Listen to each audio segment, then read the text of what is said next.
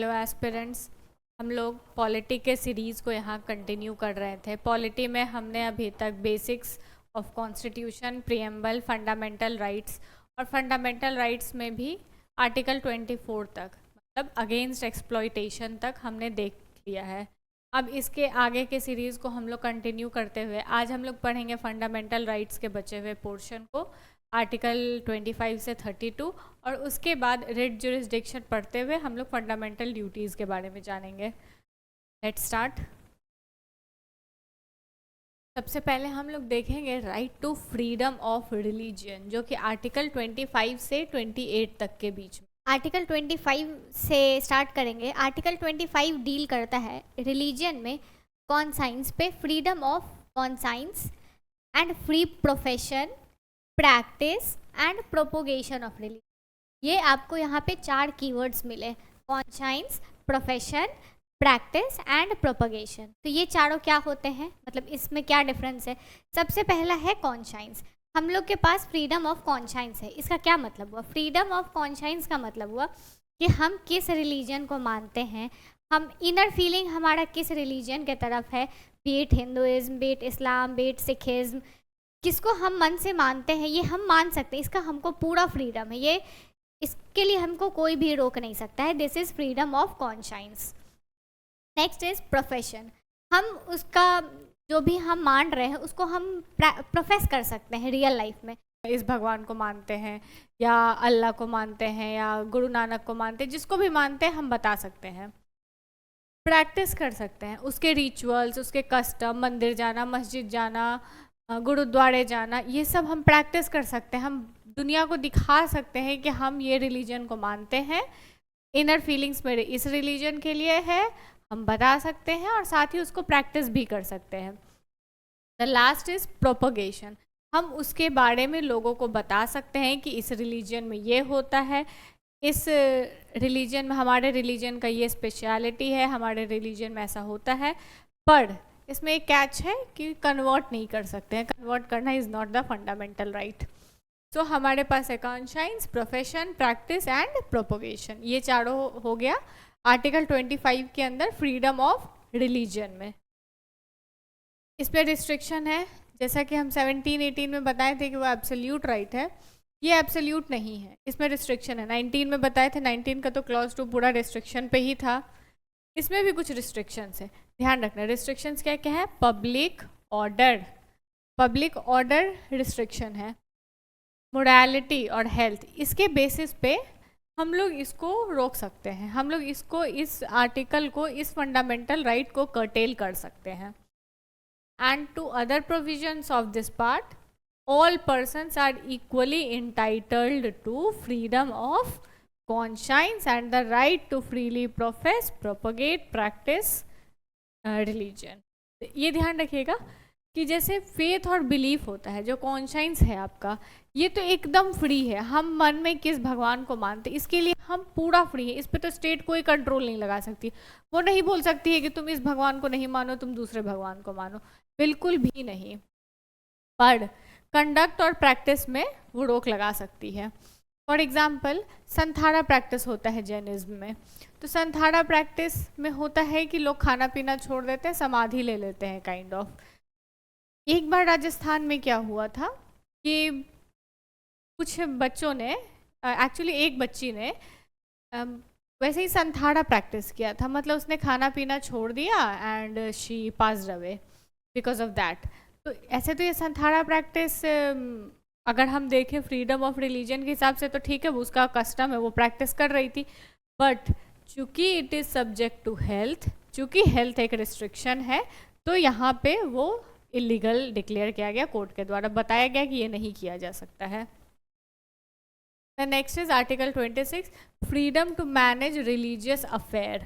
इसमें पहले ही बता दिया है कि सब्जेक्ट टू, मतलब रिस्ट्रिक्शंस पहले ही बता दिया है, सेम रहेगा। Public order, morality and health, every religious denomination और any section thereof shall have the right.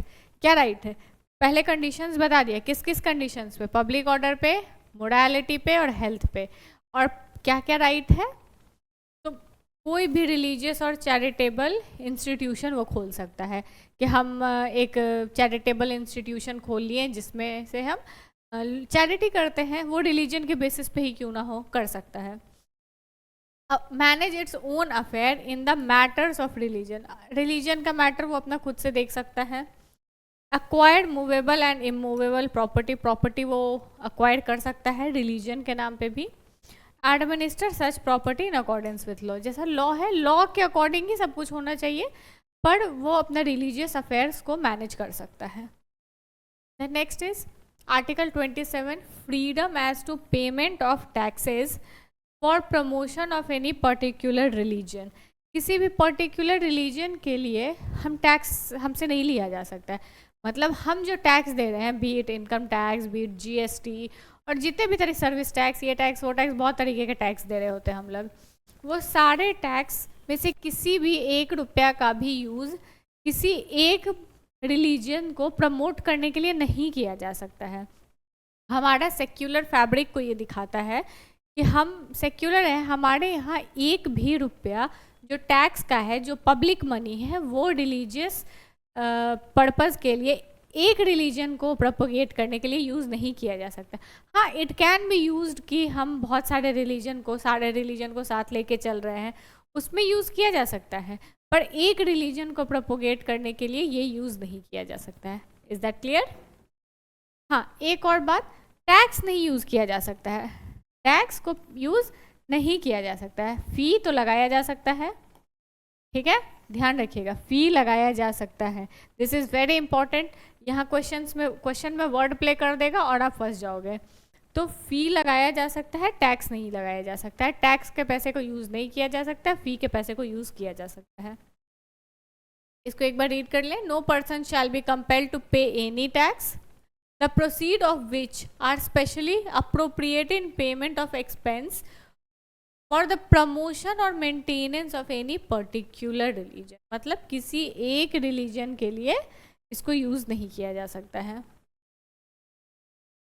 Next is article 28, freedom as to attendance at religious instruction और religious worship in certain educational institution. अभी तक हम लोग जो पढ़ रहे थे वो इन जनरल रिलीजन के बारे में पढ़ रहे थे, हम क्या मान सकते हैं, हम क्या पूजा कर सकते हैं, नमाज पढ़ सकते हैं, क्या कर सकते हैं, इसके बारे में बात कर रहे थे। आगे जो हम देख रहे हैं वो एजुकेशनल इंस्टीट्यूशन के बारे में देख रहे हैं।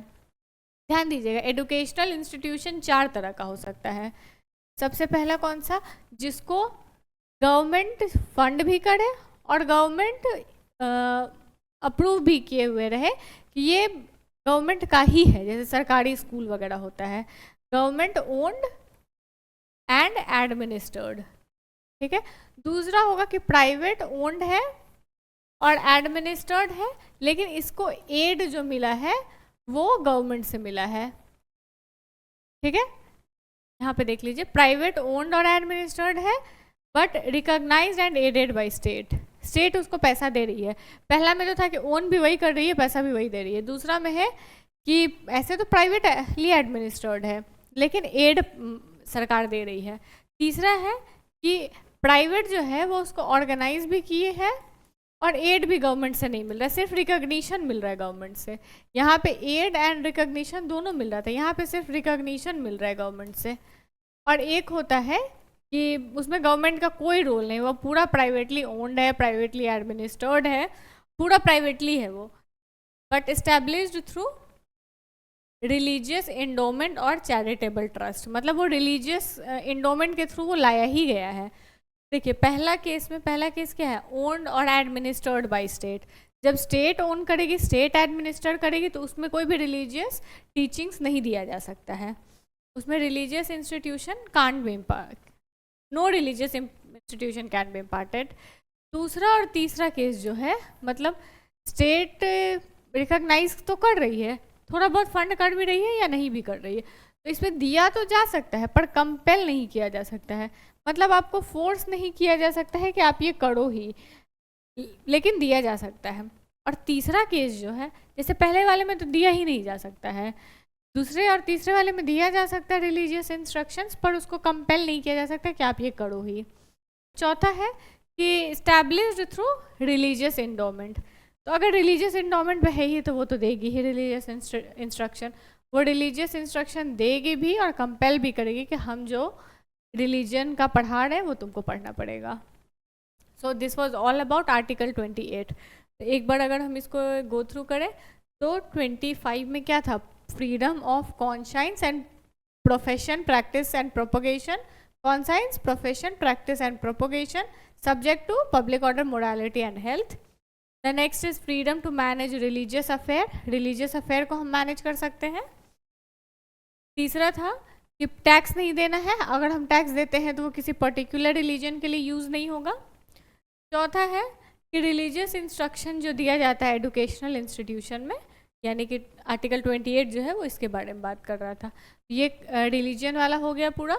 नेक्स्ट है कल्चरल एंड एजुकेशनल राइट्स। इसमें मोस्टली दो आर्टिकल है, मोस्टली क्या दो ही आर्टिकल है, आर्टिकल 29 और आर्टिकल 30।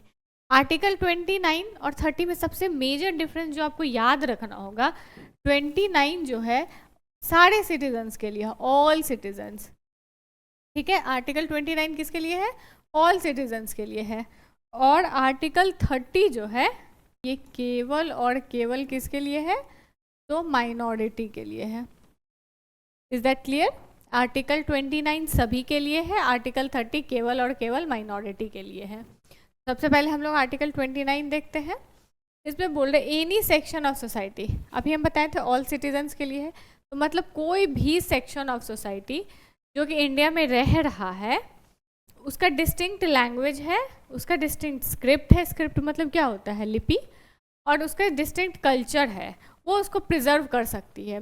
मेरा कोई एक कल्चर है तो हम उसको प्रिजर्व कर सकते हैं, ये मेरा फंडामेंटल राइट है।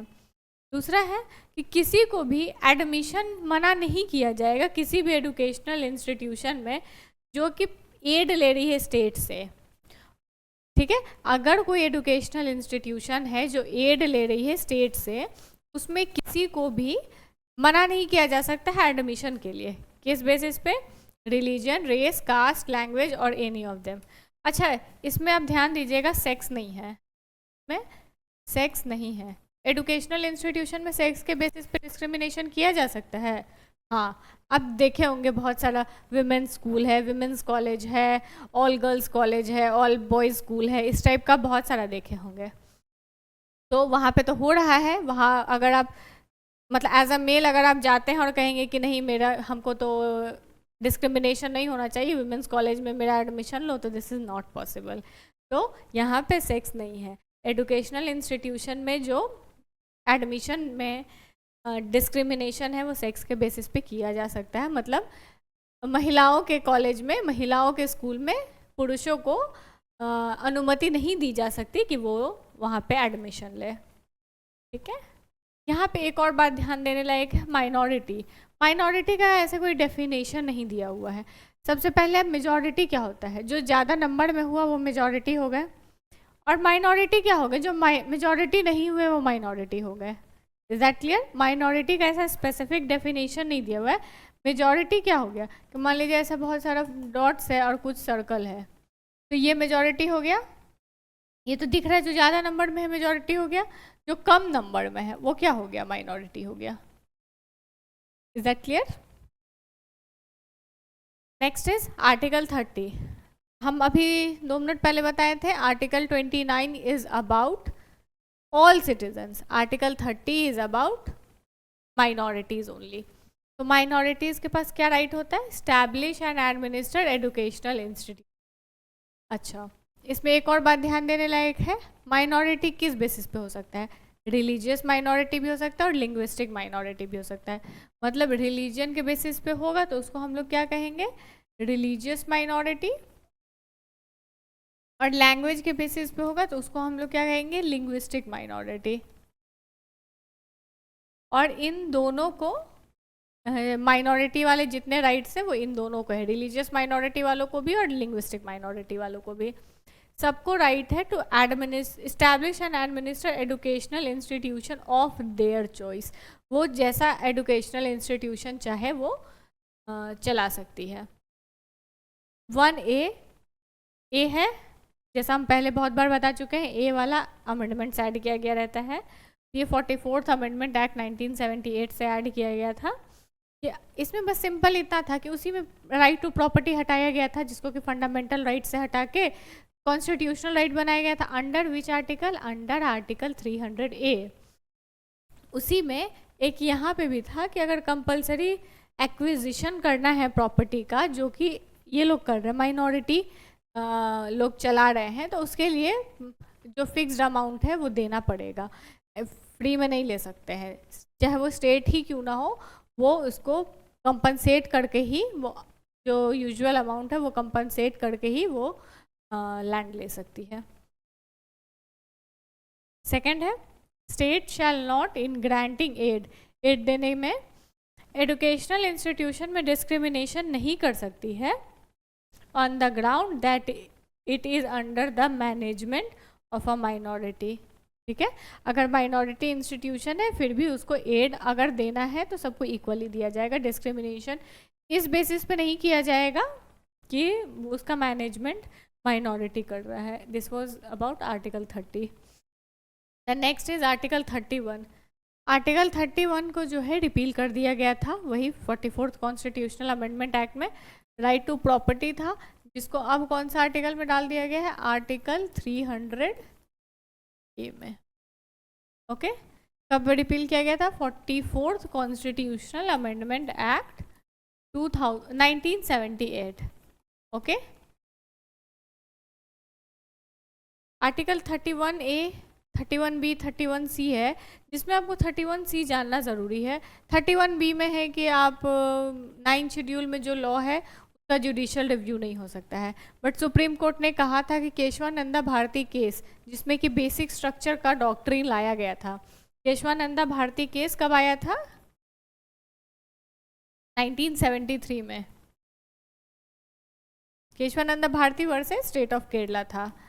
तो इस केस में जो है लाया गया था बेसिक स्ट्रक्चर का प्रिंसिपल, और इसमें बोला गया था ऐसा कुछ नहीं हो सकता है कि कोई लॉ जो 9 शेड्यूल में है या कहीं एक जगह है उसको हम लोग जुडिशियल रिव्यू ना करें। बेसिक स्ट्रक्चर का पार्ट था जुडिशियल रिव्यू, और सारे लॉ को जुडिशियली रिव्यू किया जा सकता है। पर एक आर्टिकल 31B था जिसमें कह रहा था कि उसको जुडिशियल रिव्यू नहीं किया जाएगा अगर 9 शेड्यूल में डाल दे। तो फिर फाइनली ये हुआ, जो भी 9 शेड्यूल में डाला हुआ है before the date of this judgment. ये जजमेंट कितनी तारीख को हुआ था? 24 अप्रैल 1973, मतलब 24 अप्रैल 1973।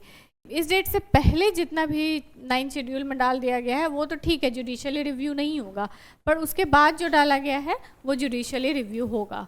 ये 31B में है। 31C एक इम्पॉर्टेंट आर्टिकल है जिसमें कि ध्यान दीजिएगा, आर्टिकल 39B और 39C ये किसका पार्ट होगा? DPSP का पार्ट होगा। आप जानते होंगे या नहीं जानते होंगे तो हम आगे ज़रूर बताएंगे आपको कि directive principle of state policy और फंडामेंटल राइट दोनों को अगर देखा जाए तो फंडामेंटल राइट थोड़ा सुप्रीम होता है as compare to DPSP। Fundamental right enforceable होता है, DPSP इन्फोर्सिएबल डायरेक्ट नहीं होता है। तो अदरवाइज तो अगर फंडामेंटल राइट और DPSP में लड़ाई हो तो फंडामेंटल राइट जीत जाता है। पर एक केस ऐसा है कि अगर आर्टिकल 39B और 39C वर्सेस आर्टिकल 14 और आर्टिकल 19 हो तो आर्टिकल 39B और C जीत जाता है। कैसे? कि आर्टिकल 39B और 39C में जो भी डायरेक्टिव प्रिंसिपल है उसमें है कि वेल्थ एक जगह कॉन्सेंट्रेट नहीं करना है, डिस्ट्रीब्यूशन ऑफ वेल्थ होना चाहिए। तो अगर ये बात है तो उसमें ज़रूरी नहीं है कि आपको यहाँ पे इक्वालिटी मिले ही। अगर इसको वायलेट कर रहा है 39B और 39C को इम्प्लीमेंट करने के लिए, अगर आर्टिकल 14 और 19 वायलेट हो रहा है तो कोई बात नहीं है, वो लीगल होगा। ये आर्टिकल 31 कैपिटल C कहता है। ओके।